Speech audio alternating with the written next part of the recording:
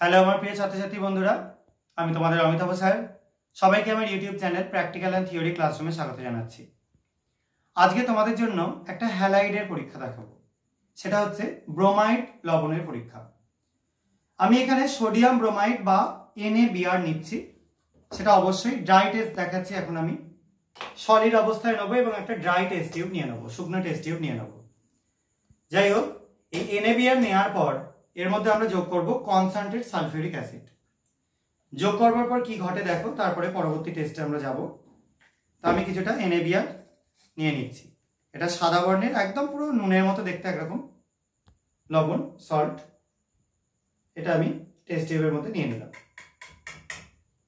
এবার এই কন্টেনারগুলোকে আমি একটু সরিয়ে দিচ্ছি, কারণ আগুন নিয়ে কাজ করা হচ্ছে। এর মধ্যে আমরা যোগ করব কিছুটা গাঢ় সালফিউরিক অ্যাসিড। আমি একটা ড্রপারের সাহায্যে যোগ করছি আপাতত।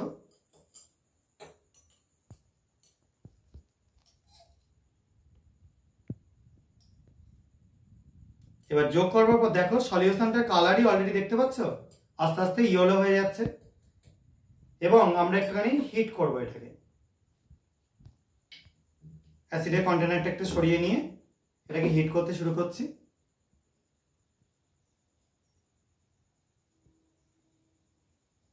দেখো একটা রেডিশ ব্রাউন ভেপার তৈরি হচ্ছে। তোমরা কি দেখতে পাচ্ছ ভেপারটা? নিশ্চয়ই। এই যে রেডিশ ব্রাউন ভেপারটা তৈরি হচ্ছে, এটা হচ্ছে ব্রোমিনের। ঠিক আছে, Br2 যে গ্যাসটা, ব্রোমিন গ্যাস, সেটার।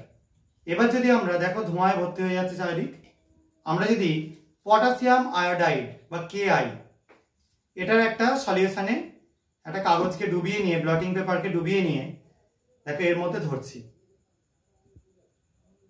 দেখো কি হয়ে যাচ্ছে, ব্রাউন হয়ে যাচ্ছে। দেখতে পাচ্ছ সবাই নিশ্চয়ই।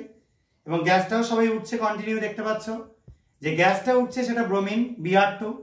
এবং Ki এর সাথে Br2 বিক্রিয়া করে কি তৈরি করছে, আয়োডিনকে লিবারেট করে দিচ্ছে, I2 কে লিবারেট করে দিচ্ছে, যার জন্য এই ব্রাউন কালারটা দেখা যাচ্ছে।